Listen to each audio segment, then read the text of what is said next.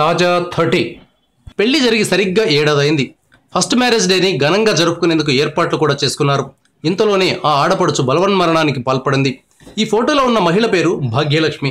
హైదరాబాద్లోని బేగంపేట బ్రాహ్మణవాడలో ఉన్న ఏఎండి క్వార్టర్స్లో శనివారం రాత్రి అంటే మార్చి 25న ఆత్మహత్య చేసుకుంది. అత్తింటి వారి వేధింపులు, ఆడబిడ్డతో ఏర్పడిన విభేదాల కారణంగా ఆమె సూసైడ్ చేసుకున్నట్లు పోలీసులు చెప్తున్నారు.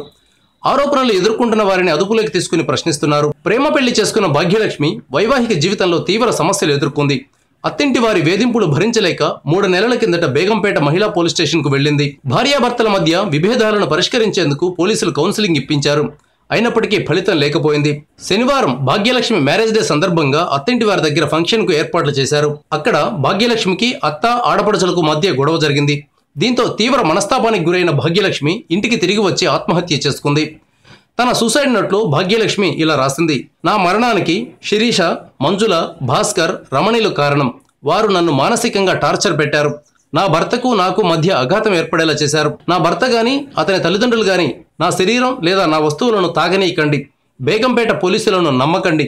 వారిని నా అత్తామామలు కొనేశారు. అమ్మాయిలు మోసగాళ్లతో జాగ్రత్తగా ఉండండి అని భాగ్యలక్ష్మి సూసైడ్ నోట్ రాసింది. అమ్మా నాన్నలకు సారీ చెప్పింది.